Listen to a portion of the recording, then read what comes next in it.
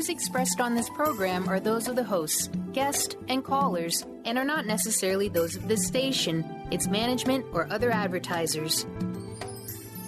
You're listening to Transformation Talk Radio.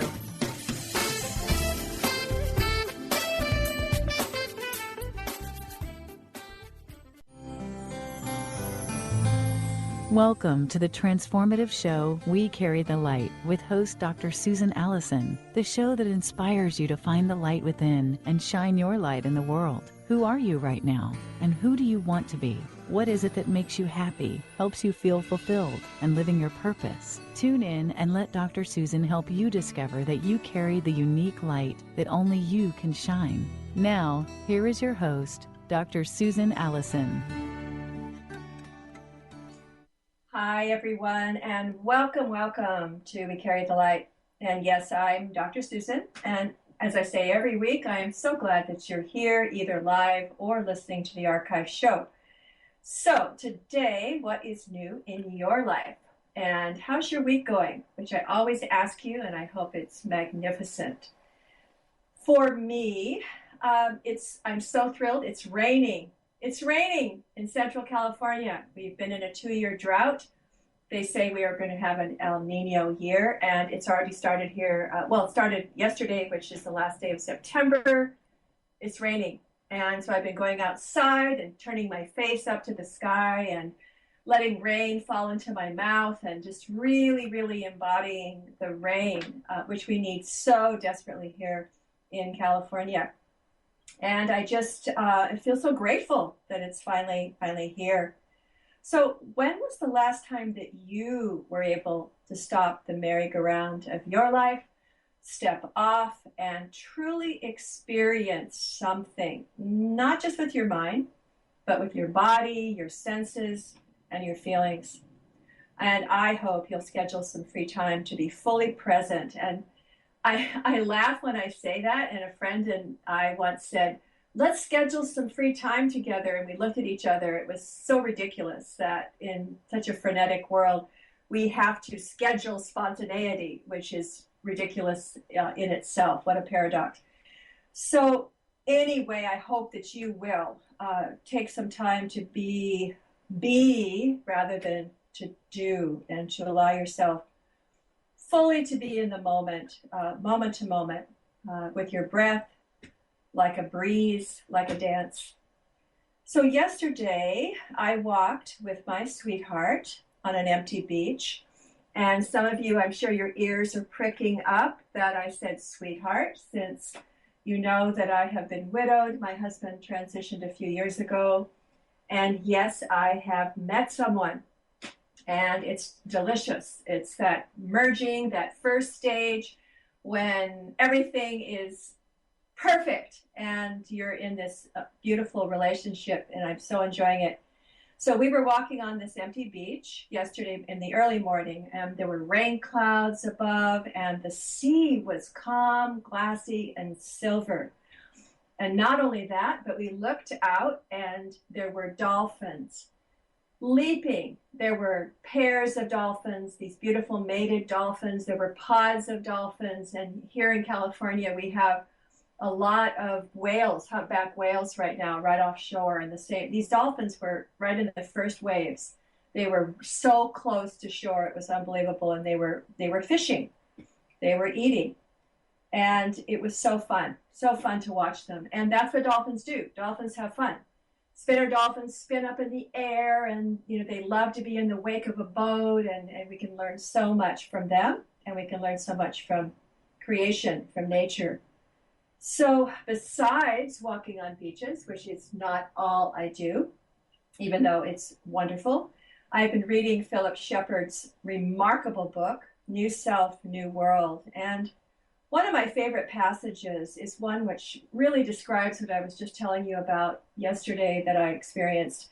And it describes every time that I'm in nature, or I'm in my body, or I'm in the present moment, really, really living fully. And this passage is on page 260 of his book. I think it's my favorite one. And he writes, "How many times has someone sat in solitude under the night sky and glancing up into the stars, found herself connecting then and there in a wholly personal and ineffable way with her own compass. The body enters a kind of fluid harmony, such that the merest reverberation of the compass needle will ripple through the whole of you. You become you. You feel yourself fully present, alive, and activated. Wow. That's how I felt yesterday. It's how I feel anytime that I allow myself to be in the moment. And usually I'm in nature. And then that's also when songs come in. I have these divine downloads of ideas for new books. And it's incredible. And Philip writes beautifully about that in his book. So let's hear about Philip Shepard, who is going to be with us today. We're blessed to have him here in the studio with us. And he is going to share more about what he calls embodied wholeness, how we can recover our senses in the 21st century. Philip Shepard is an international authority on embodiment. He's the creator of the Embodied Present Process, a visionary series of exercises that help people discover embodied wholeness. The work is based on his celebrated book, New Self, New World, Recovering Our Senses in the 21st Century. His personal path has been shaped by his adventures as a teenager when he cycled alone through Europe, the Middle East, India, and Japan. By his experiences as an actor, playing lead roles on stages in London, New York, Chicago, and Toronto, and by the burning desire for freedom that has illuminated his entire life. He is on the faculty of the Esalen Institute and divides his time between teaching workshops internationally, training teachers in the embodied present process, and working on his second book, Radical Wholeness. Can't wait for that one. Hi, Philip. Welcome. Thank you so much, Dr. Susan. Pleasure to be here.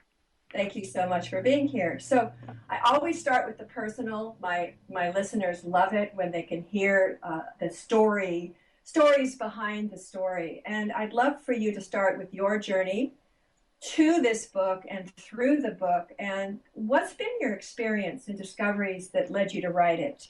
Whoa, the origins are not traced back to teenagehood. And I, as a teenager, I lived with this sense of rage, to tell you the truth. Mm-hmm. And it was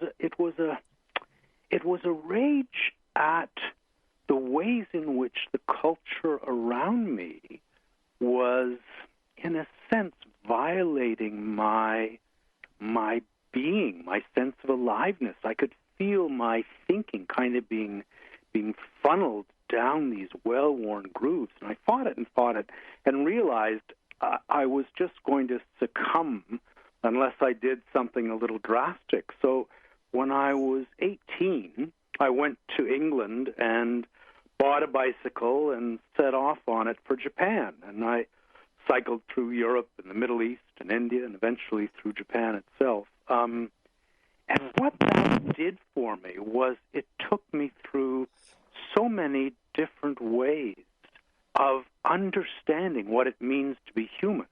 Mm-hmm. And at each way I passed through illuminated something for me and helped me understand a limitation of my own culture, so that the first time I suffered culture shock was actually when I came home. And the bizarre nature of what was so deeply familiar to me was palpable. And so I came home with the ability to ask questions of these deep assumptions that as a teenager I could feel and was chafing against. And that, those questions fermented over many years. And then one night, in the middle of the night, literally, the book ambushed me. I was wide awake with the first line of it in my head, and it took me 10 years, but eventually I brought it to completion. Wonderful. Isn't that interesting how that happens, that we get that first line. I get titles. I get book titles, and then, lines come in, usually when I'm on my bike or I'm walking, which is interesting. This is fascinating. I love it, and I'm afraid we're going to have to take a short break. We're going to be right back with Philip Shepard.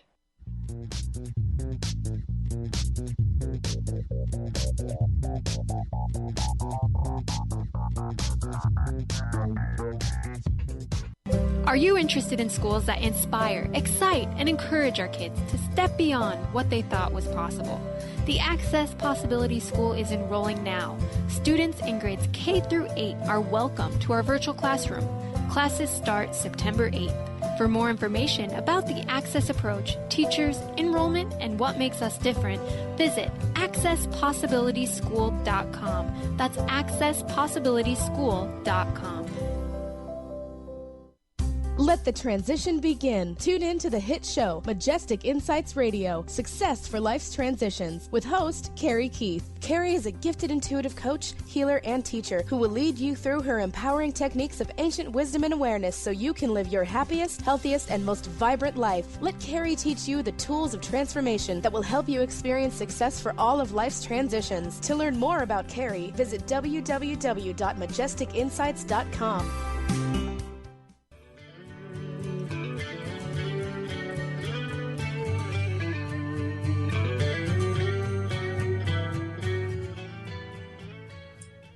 Well, welcome back, everyone, to We Carry the Light. This is Dr. Susan, and I'm so happy to have Philip Shepard here in the studio with us today and talking about his book, New Self, New World. So, Philip, you and I were talking before the break, and what struck me was you used the word anger, that as a teenager you were angry, that you wanted wholeness, you wanted this beautiful experience you were having in your life, and you were angry at the world in a sense, the society, in terms of feeling this division, wanting you to be divided from that wholeness. So could you talk about that? Because you do talk about that quite a bit in your book. Yeah, no, I mean, you're right. I could feel myself being shattered, is the easiest way to put it. And the rage that I experienced was sort of against the ways of thinking, the assumptions that, around me that were asking that of me and in fact enforcing it. And the main division, and I didn't realize this until many years later, the main division that was being enforced was my thinking was being divided from my being.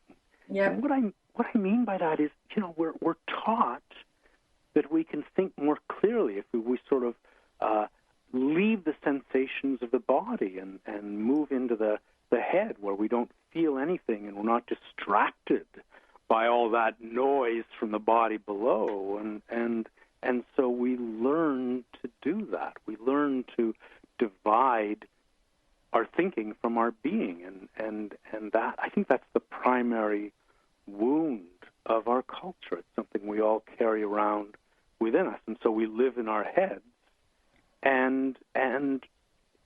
and believe we're thinking clearly when in fact our thinking is dissociated or disconnected from the world around us. That's right. That's right. I totally can relate to what you're talking about. And when you were talking, I was both thinking about my own personal experiences with that, especially in university life. I was married, my first marriage many years ago, to a professor at one of the University of California campuses. And I swear everyone lived from the neck up. And it was so difficult for me because I basically am more of an artist. And I was with someone who was a scientist, and everyone around me, that's all they could talk about, and it was all from the neck up.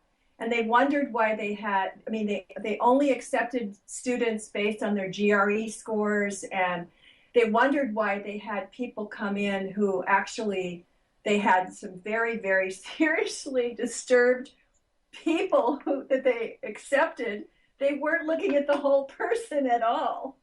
They were looking at their GRE scores, and they weren't really taking in the entire person. And anyway, I had a lot of trouble being in that environment where people weren't being authentic.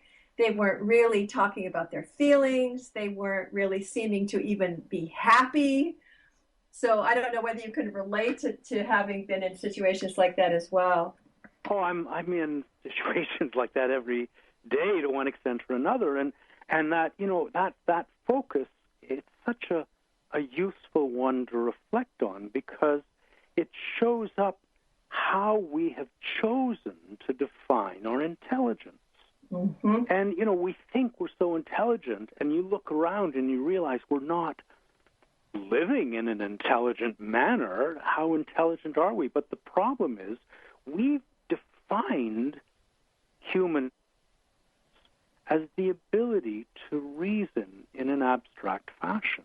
Yes. And that, you know, that's certainly one part of our intelligence, but it's this narrow band on this huge spectrum. And I think for myself, I have to understand intelligence as sensitivity. Mm-hmm. Right? You can have sensitivity to dolphins playing in the bay. Right. You can have sensitivity to a child's tears. You can have sensitivity to music, to arithmetic relationship. All of these are sensitivities. They're all forms of intelligence. And the one thing with sensitivity, though, is that, you know, it can be reactive. So there are people we say, oh, you know, he's too sensitive. And I would never say of anyone they were too sensitive. Mm-hmm. To me, the issue is they're not grounded. The more sensitivity you have, the deeper the need for being grounded is. And so I think in a holistic sense, our intelligence is a grounded sensitivity. And then you look at institutions like universities, like the elementary school that we all come through, and you can see how those institutions are working against our groundedness, and they're working against our sensitivity, and yet their mission is to foster our intelligence. So it's all backwards. And, you know, as a kid, that I like everyone else, was subjected to that, and I guess I it just triggered something in me that knew if I was to remain alive, I had to get out of it. Mm. Yes, I mean, I honor you for following your intuition, getting on that bike and going on that trip. And, you know, being on a bike, which so many times has happened for me, and going slower, really taking in everything around you, being grounded, being in your senses, and experiencing the world. What a fantastic way for you to really embody, you know, what it is that you were feeling. And I mean, it led you to this book and to who you are today. Yeah, and that, you know, the other thing it did is it enabled me to forge a different relationship with the world. What I mean by that is, you know, you're in a house looking through your window at the world, or in a car looking through your window at the world, and you know, on a bike there is no window. You're just vulnerable and open to it. And I everywhere I went, I slept outside, and you know, I head off in the morning, and I have no idea what was ahead of me, where I'd be that night, but it always somehow worked out. And I came to feel the caring of the world in a tangible way. I could feel it with me. I wove a different relationship with it, one that wouldn't have happened if I'd been in buses or cars or anything else. It was really the bicycle that facilitated that. You know, that's really, really true. And also, as you're speaking, I'm thinking about being a human being versus being a human doing. And as I was reading your book, I was thinking about that what you're describing, being a grounded, sensitive being, is really being a human being. But if I look around me at everyone, and particularly right now when things are moving so fast, so frenetically, we are human doings, are we not, in America? And how do we stop that pattern of not only living in our heads, but being frenetic and doing? It's like busyness is a disease, I feel. You're not afraid to bring up the big questions, are you? No, I am not. I also read every book, which doesn't happen.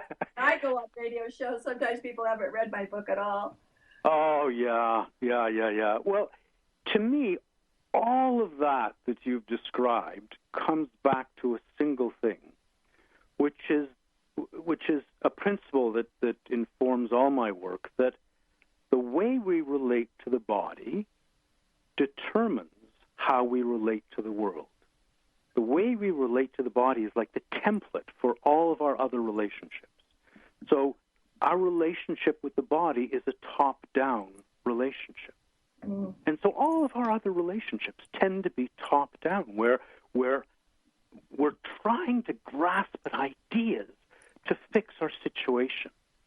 And the more we try to fix it, the more we breed unintended consequences. And then we have to fix those. And we've dissociated from the natural harmony of the world and are trying to, we're acting in the belief that knowledge will save us. And the faster we gather knowledge and try to apply it, the faster we are moving in orbit, in a way that's disconnected from the ground. And it doesn't take much to look at that premise that drives our culture. Knowledge will save us. This brain in the head will save us. To say, well, actually, if knowledge were able to save us, wouldn't we be in much better state as a species, as human beings now than we were 1,000 or 2,000 years ago? And in fact, we've run threadbare the delicate webs of life that we depend on. So knowledge won't save us. And in fact, for me, I have this saying. I say knowledge is lethal if it's not counterbalanced by self-knowledge. Yes. And we've so debased self-knowledge, or we've so attached ourselves to this idea of objective knowing that we've turned self-knowledge itself into a kind of objective knowledge. So, you ask someone who they are, and they say, well, these are my values, and these are my favorite shows, and this is my favorite ice cream, and they're listing like a grocery list. This is who I am. Yep. And that's the opposite for me of what self-knowledge is. You know what they often do, Philip, too, is they tell you what profession they have. Yeah, what they do. Exactly. That's what happens for me when I ask people, who are you? There's this, you may have heard of him, but he's passed away now, but there was an elder, a Hawaiian elder named Makua, and Hank Wesselman writes about him a great deal in his books. But Makua said, there are only two questions. Just get rid of all the others. There's two questions. One is, who are you? And the other one is, where are you? And it's not about that you are a software engineer, is it? No. No, and so that's brilliant. Who are you? To me, who are you can't be answered in those terms. Software engineer, what I do, all the rest of it. If that kind of objective knowledge that we so depend on is like it's a self-centered understanding of the world. You possess knowledge, and it gives you a certain leverage over what's around you. And to me, self-knowledge, that question, who are you, what that points to, is it's a world-centered understanding of the self. Yeah.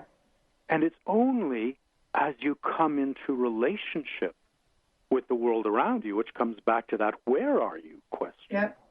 It's only as you come into relationship that the world illuminates who you are. Mm-hmm. As you come into relationship with that child or with that tree or with those dolphins playing in the bay, you come into a felt relationship, and each relationship illuminates you in a special way. And bit by bit, the more deeply you come into relationship, the more deeply you answer that question, who am I?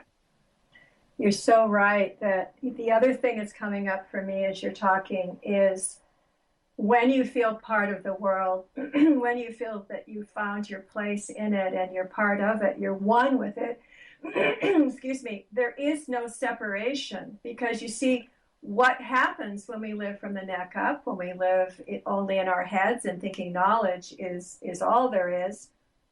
We create separation with everyone and everything, and look what that has done in terms of the conflicts in the world.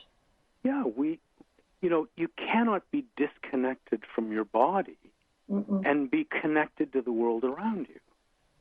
It doesn't work, and we yearn. You listen to Facebook chat and things. You can tell people yearn for connection.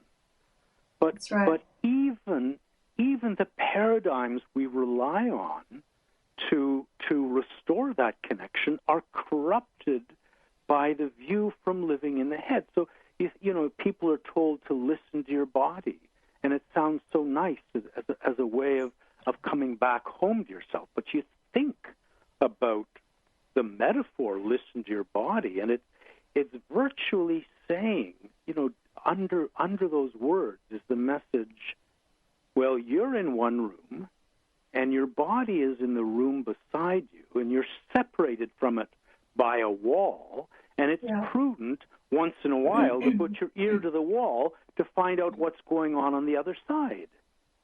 So these words that are to help us back into the body are actually more deeply entrenching the divide we all suffer from. That's right. Ironic. It is ironic. Also what I was coming up for me earlier, excuse me, we've had so many, beautiful and gifted teachers in the world, and they've come before us. But when I have a book coming out in December 1st, and in part of it, I'm talking about the mystery schools, and I'm talking about Plato and Socrates and so forth. But if you really look at their training, they're being trained to not value the body, really, to disassociate from it, to let it go. In order to become a spiritual being, you must not have desire. You must let go of the body, let go of the physical. I mean, and Thoreau talks about that, and so many writers have talked about, and spiritual traditions talking about not exactly that the body is evil, but almost. Our very system of values has been created by our relationship with the body. Yep. So in the body, up is good. You live in the head, and then what's down beneath that is base and tainted. And then you say to somebody, "Oh, you're looking up today," or "You're looking a little down." You want things to be on the upturn. You want the high. So we've asserted this system of values on the world that says up is good, which goes away from the body, away from groundedness. I mean, you could say up is bad because it's not grounded, and down is good because it's rooted on Mother Earth. But that's so contrary to the values that we've literally taken into ourselves from our culture, and that desire to squirm out of the body and ascend to a higher truth is a desire that actively turns away from the female principle of life and the groundedness and relationship and towards the male principle that excels at perspective and systemization and abstraction. And I've nothing against the male perspective, which the head excels at, but its gifts are meant to be brought to the female. They're meant, each is designed to work with the other, and we have, by separating our thinking from our being, we have divided the male, and it's going it alone, and it cannot achieve any kind of balance when it's so ungrounded. Mm-hmm. No, I so completely agree with you. I like throughout the book that you talked about this balance that is so needed between the male and the female aspects of who we are. Can you talk more about how we do that? One thing I'd love to do on my show is give listeners, and I know you have, and listeners, this book is amazing, New Self, New World, because it has exercises, 12 exercises, one at the end of each chapter to ground you, to get you into this balance and to embodied wholeness. But Philip, talk more about how we do that, how we balance this male and female. Yeah, one part of being able to do that is the recognition that the body isn't just sort of functioning meat. The body is suffused with intelligence. So there is a whole independent brain in the belly that we've known about for over 100 years, but it's been very, very slow to be recognized by neuroscience. Mm-hmm. Other cultures recognize it profoundly. Other cultures experience their thinking in the belly. So they're thinking from their center, which is a place of balance. And to me, that brain in the belly is the place of integration. It's the place of relationship. And these values are recognized in the chakras, in the Chinese Tandian system, in the Japanese Tanden.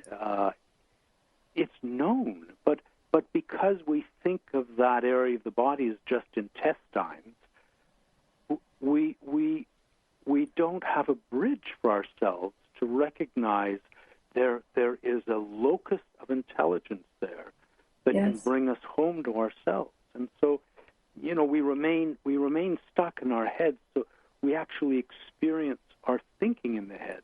And you can literally, and I speak about this in my book. There's an exercise I do called the elevator exercise, mm-hmm. where you find the perineum. And perineum is at the center of the pelvic floor, down among all those areas that we're so ashamed to talk about or think about. It's mm-hmm. right between the anus and the genitals, and it's the center of the ground of your being. And to actually, it's the little muscle you engage when you stop yourself from peeing. To actually bring that into your attention is to discover the place at which you can come to rest in the present. I mean that literally. I mean, yeah. you can take, that awareness you have in the head of where your center is and the center of your thinking, you can allow that center of awareness to literally begin to descend down through the body. And you can feel it as a center descending down through the body towards the perineum. And if you're patient with it and gentle with it and loving with it, there's a certain point at which that center just arrives here on the yes. perineum. And when that happens, you've come into the center of a realm of intelligence that neither requires language nor finds it adequate, but is so deeply informed by the present that you begin to recognize another way of knowing. Mm-hmm. We're used to knowing things only through facts, through bits and pieces of information, but there's this whole other realm of knowing that I call analog knowing, where you know something by feeling it. Yeah. You know the present by feeling it. And you think about all these, exhortations to be present, but you can't get there by reason. You can't reason your way into the present. So this faculty that our entire culture depends on almost exclusively is impotent mm-hmm. when it comes to what matters most, such as being present. On the other hand, you can take the center of your awareness and allow it to descend down through the body and literally find the perineum and feel the center moving down through the body, and feel it coming to rest deep, deep, deep within you in the perineum, and the world around you will change. And that's why my book is called New Self, New World, because when you return to the ground of your being in that way and you open your eyes on the world, it's a brand new world. It is. I'm just doing that exercise as we're talking. And, you know, it really is also part of what you were saying earlier about if you're a sensitive person, which I'm very sensitive, I have to stay grounded. So just doing this right now, I feel so much more present. I feel really grounded. I feel really connected to everything. I'm looking out my window as I'm doing the show. You know, there's beautiful ferns and there's, you know, it's a beautiful day. And so I think that, you know, doing this exercise with the perineum, it's also in the first chakra, which makes us feel more stable. You know, we're, you know, in terms of our survival and feeling like present, and we're here on Earth, and we can feel that Earth energy coming up. So I think that doing that exercise, you know, connects to a lot of what you've already said.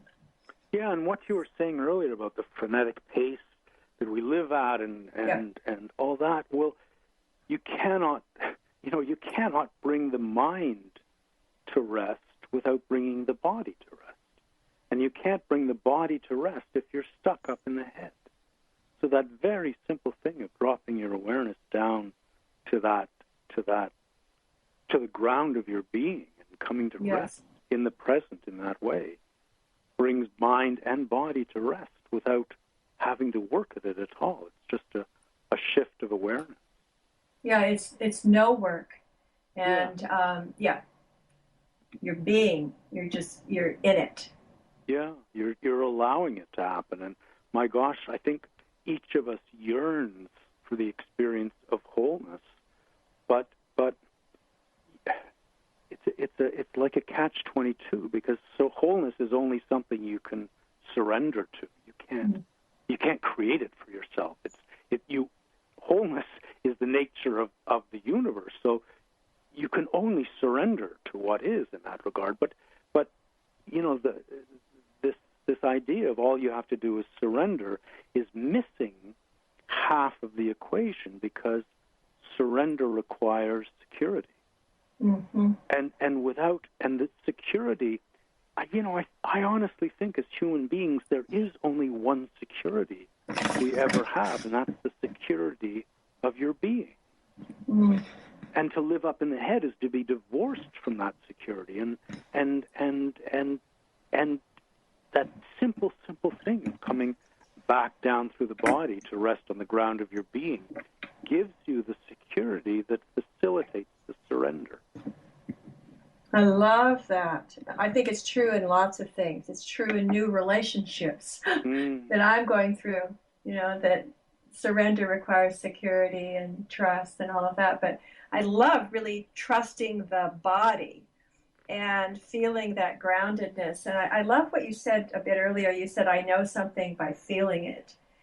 And, oh my gosh, is that a new paradigm, you know, in terms of, because that's how I live. I know something by feeling it, but for years, you know, I lived in, you know, from the neck up, and, you know, especially as a student and, you know, through, you know, several graduate school degrees, et cetera, stayed in my head until we were forced to go to therapy in one of my graduate school experiences.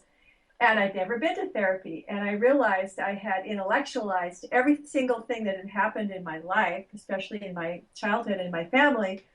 And I had to get in my heart. And I want to talk a little bit about the heart next.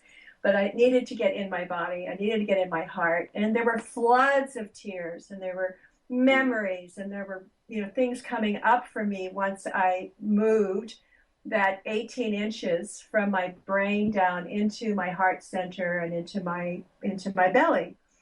So so I know something by feeling it. I love it. I love it. Makes it so simple, doesn't it? It makes it very, very simple. So let's talk about the heart, because you know, I live very close to the organization called Heart Math. Oh, they're fabulous. Yeah. And so I know them, and I've had them on my show, and I guess I want to talk about, because in the book you say that the other brain is our gut, and I have had other people who are in neuroscience and so on talk about that, and I want to talk about the heart, because there are people saying that the other brain is really our heart. Well, the heart, as the Heart Math Institute has made clear, is an independent brain as well. Right. And our culture generally knows the importance of the heart. Valentine's Day, you're surrounded by them. It's an expression of love. But here's the thing for me, just the way I experienced it. We are trying to go from the head to the heart. Yeah. And that's like trying to grow a flower without roots. Because the heart, if the heart's not supported by the ground of your being, if it's not nourished and stabilized by the ground of your being, how can it function? You're asking so much of it. Yeah. So the heart for me is where my wholeness meets the wholeness of the world. It's like that gateway. But until I drop down into the body, my wholeness isn't present behind my heart to meet the wholeness of the world. So it's interesting, in my workshops, I do so much work to bring people back into their bodies and find that place of rest on the pelvic floor, and their hearts just open. And I don't need to mention the heart, because when your being is ignited in that way, it just rises, through the body and out the heart in the most natural way, which is so different from thinking I should open my heart. It also, because I'm a person that can be very ungrounded. I do shamanic work, have for 25 years. I can easily move right up and out of my body and travel through, all of the spiritual dimensions. I have to work at staying grounded. So the other thing that's coming up for me is this whole being in my heart, which I can very easily, and I follow my intuition well, still can keep me ungrounded. Yeah. And not stable, and feeling sort of spacey, and I'm sort of floating around the universe. And so I do really love what you just said about needing that stability in the ground of our being. Yeah, and to have the heart open and feel the wholeness of your being behind it is just the easiest, most beautiful thing that can happen. Exactly, and I love that there isn't any separation within us. We talked about separation in terms with the world and with others and conflict and so on, but wow, you think about the body and the heart and the mind and how it's all one. It's all connected. They're all talking to each other, and that is creating wholeness. And just to add one little thing to that, sure. There is no wholeness independent of the present. That's right. So we tend to think that wholeness has a boundary because we're used to this boundary of the cranium that contains, our thinking up in the head. But wholeness has no boundary. It doesn't exclude anything. And so to come into your own wholeness is to come into relationship with the world around you in that seamless way that you were speaking of earlier. And my wholeness, when I think of my being, I don't think of what's contained within my skin. I think of my being as what I discover when I'm fully present. And it includes the sun coming into my room at the moment and the green grass beyond. It includes you. That's right. Isn't that wonderful? I love talking to you. This is such this isn't an interview. This is such a great conversation that we're having, and I do want to take the time to have you tell listeners not only how to get your book, but how to contact you, your website, and also your workshops. which frankly I am very interested in. So please tell everybody about that. Yeah, I mean, the hub of it all is my website, which is philipshepard.com. And there are many ways to spell Philip Shepherd, but it's Philip with one L, and Shepherd the way it is in the dictionary, the guy who looks after sheep, SHEPHERD. So philipshepard.com there's lots of good stuff on there, I think, anyway. You know, I've got some pieces of writing. I've got the Embodiment Manifesto, and I've got blogs that are reflections that look at the world through the lens of my work. I've also got my workshops are all listed there, and I'm coming kind of your way. I'm coming to L.A. in October 17th to the 20th, and I'm in Tucson October 23rd to the 25th, and Santa Fe early November the 7th and 8th, and Utah November 14th, 15th, and so it goes. It's all on my website, and I'd love people to dip into it and have a look. Great. LA. I'm doing something on the 15th and 16th, but doesn't mean I couldn't just go from there. So, and your book, of course, is at Amazon and Barnes & Noble and probably in bookstores. I hope so. You never know. So I liked how you said that because I've had that experience. Tell us about radical wholeness and how close is it to completion? I don't know how close it is to completion. Because my feeling is that when the book has taught me everything it needs to, it will be finished. And I'm not sure when it'll have finished doing that work on me. But I wouldn't be surprised if it were sort of appearing a year from now. And it's a very different book from New Self, New World. New Self, New World is a very big picture of what has happened to us and how it's happened and what we can do about it. And radical wholeness is a much narrower focus. It looks at the fact that the main thing we're missing in our culture is any sense of wholeness. We don't even know what wholeness is anymore. To the extent that we talk about being whole in body, mind, and soul, as though wholeness could be achieved within the boundary of the skin. So the book looks at the sheer joy of surrendering to the wholeness that is and living in harmony with it, and how that can happen, and all the little ways in which we're told by our culture that wholeness doesn't matter. I mean, you think about success and how we've defined success. Success is what orients all our actions. Whatever you do, you're trying to be successful at it. But we've defined success in a way that it has nothing to do with wholeness. Yeah, or happiness, or fulfillment, or well, that's the other thing about wholeness is that there are so many ideals you could hold up as being wonderful, worthy ideals to live towards. Loving kindness and gratitude and peace of heart and joy and service. And there's a slight risk with each one of those, is that it will turn into a top-down instruction. Oh, I want to practice loving kindness. And so the idea will then govern the actions, and you're in a divided state.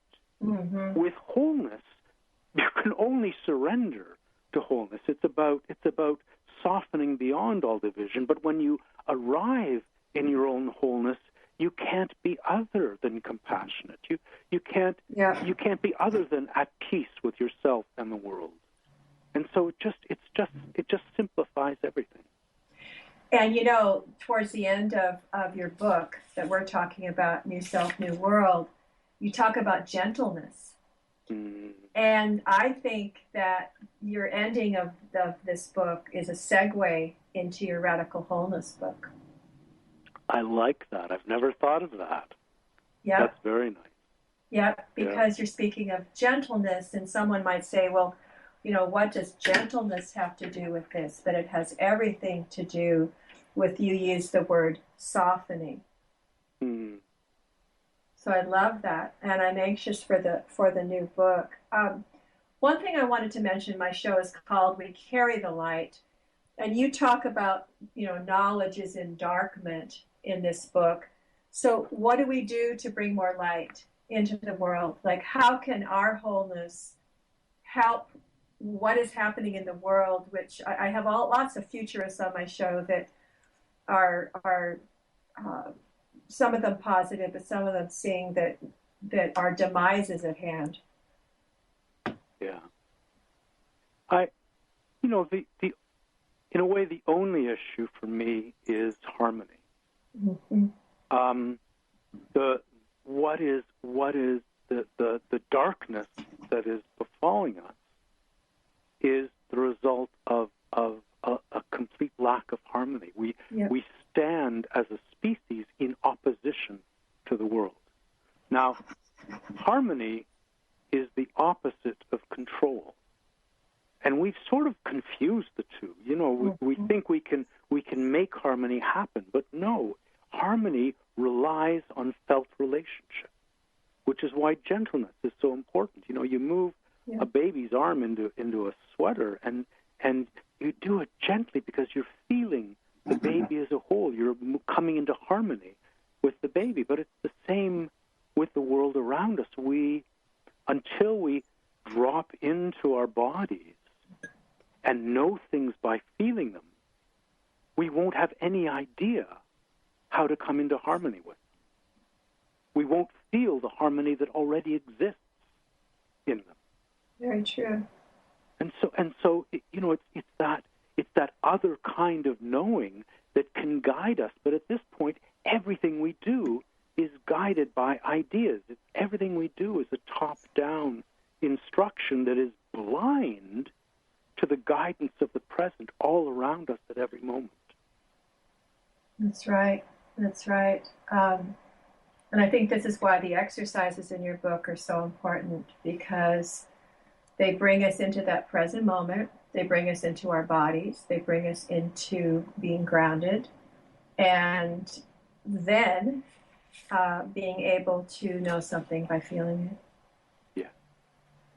And in your workshops, do you do the exercises with people? Yeah. The workshop is completely experiential. Awesome.